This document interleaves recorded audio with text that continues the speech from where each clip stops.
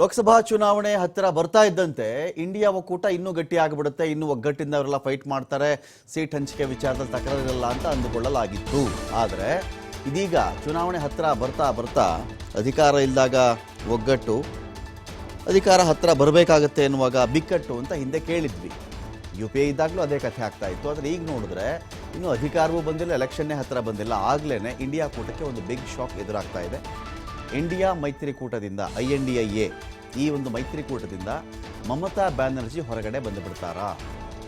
ಪಶ್ಚಿಮ ಬಂಗಾಳದಲ್ಲಿ ಏಕಾಂಗಿಯಾಗಿ ಸ್ಪರ್ಧೆ ಮಾಡ್ತಾ TMC ಅಂತ ಒಂದು ಪ್ರಶ್ನೆ ಇದೆ. ಇಲ್ಲಿ ನಮ್ಮದು ಜಾತ್ಯತೀತ ಪಕ್ಷ, ಅಂದರೆ ಸೆಕ್ಯುಲರ್ ಪಾರ್ಟಿ ನಮ್ಮದು, ನಾನು ಒಬ್ಬೊಂಟಿಯಾಗಿ ಏಕಾಂಗಿಯಾಗಿ ಫೈಟ್ ಮಾಡ್ತೀನಿ, ನಾನು TMC ಏಕಾಂಗಿಯಾಗಿ ಹೋರಾಟ ಮಾಡುತ್ತೆ ಅಂತ ಹೇಳಿ ಇದೀಗ ಮಮತಾ ಒಂದು ಕಡೆ ಹೇಳ್ಕೊಳ್ತಾ ಇದ್ದಾರೆ. BJPಯನ್ನು ಸೋಲಿಸೋದಷ್ಟೇ ನಮ್ಮ ಗುರಿ, ಒಬ್ಬರೇ ಸೋಲಿಸ್ತೀವಿ ಬಿಡಿ, ಇನ್ನು ಕಾಂಗ್ರೆಸ್ ಜೊತೆಗೆ ಹೋಗೇ ಸೋಲಿಸ್ಬೇಕಾ ನಾವು? ನಮಗೆ BJP ಗೆಲ್ಲಬಾರ್ದು ಅಷ್ಟೇ ಅಲ್ವಾ? ಇಂಡಿಯಾ ಕೂಟದಲ್ಲಿ ಇದ್ಕೊಂಡು ನಾವು ಯಾಕೆ ಸೋಲಿಸ್ಬೇಕು? ಒಬ್ಬರೇ ಸೋಲಿಸ್ತೀವಿ ನಾವು ಅಂತೇಳಿ ಇದೀಗ ಮಮತಾ ಹೊಸ ಒಂದು ವಾದ ಶುರು ಮಾಡಿಕೊಂಡಿದ್ದಾರೆ. ನಾವು ಕೂಡ ಇಂಡಿಯಾ ಮೈತ್ರಿಕೂಟದಲ್ಲಿ ಇದ್ದೇವೆ, ಆದರೆ ಕಾಂಗ್ರೆಸ್ನವರು ನಮ್ಮನ್ನು ಸರಿಯಾಗಿ ನಡೆಸಿಕೊಳ್ತಾ ಇಲ್ಲ. ಪಶ್ಚಿಮ ಬಂಗಾಳದಲ್ಲಿ ಭಾರತ್ ನ್ಯಾಯ ಯಾತ್ರೆ ನಡೆಸ್ತಾ ಇದ್ದಾರೆ ಇವರು. ಈ ಭಾರತ್ ನ್ಯಾಯ ಯಾತ್ರೆ ಅಂತ ಹೇಳಿ ರಾಹುಲ್ ಗಾಂಧಿ ಅವರು ಹೊರಟಿದ್ದಾರಲ್ಲ, ಈ ಯಾತ್ರೆ ವೆಸ್ಟ್ ಬೆಂಗಾಲ್ಗೂ ಬರ್ತಾ ಇದೆ. ಇದು ನಮಗೊಂದು ಮಾತು ಕೇಳಬೇಕಲ್ವಾ, ನಮಗೊಂದು ಇನ್ಫಾರ್ಮೇಷನ್ ಕೊಡಬೇಕಲ್ವಾ? ಯಾವುದೇ ತರಹದ ಮಾಹಿತಿಯನ್ನು ನಮಗೆ ಕೊಟ್ಟಿಲ್ಲ ಅಂತ ವೆಸ್ಟ್ ಬೆಂಗಾಲ್ನಲ್ಲಿ ದೀದಿ ವಾಗ್ದಾಳಿ ನಡೆಸಿದ್ದಾರೆ.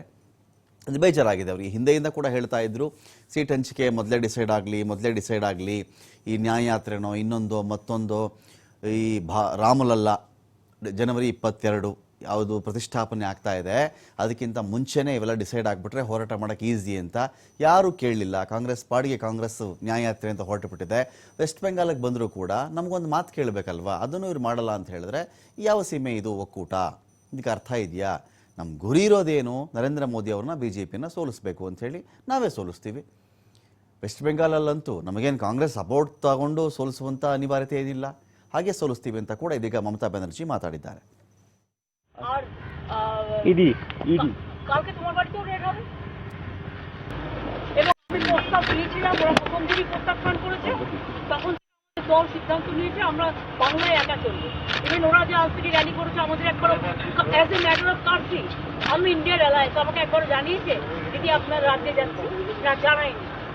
সুতরাং আমার সাথে কোনো সম্পর্ক নেই বাংলার ব্যাপারে। অল ইন্ডিয়ায় কী করবো না করবো আপনার ইলেকশন ভাববো, আমরা সেকুলার পার্টি, আমরা BJPকে হারানোর জন্য যা করা হবে। কিন্তু এখন কোনো চর্চা নেই, মিথ্যে কথা, অ্যাবসলিউটলি রং।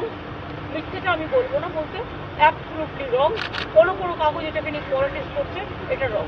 আর একটা কথা বলে দেয়, কাজের চেপকে নিয়ে অনেকে পলিটিক্স করছে। ও তো জেলা পরিষদের সভাধিপতি আছে, আর ওকেও দুটো দায়িত্ব দেওয়া আছে, নাটক দেখুন। এত মিথ্যে কথা আপনারা কেন বলবেন, কেন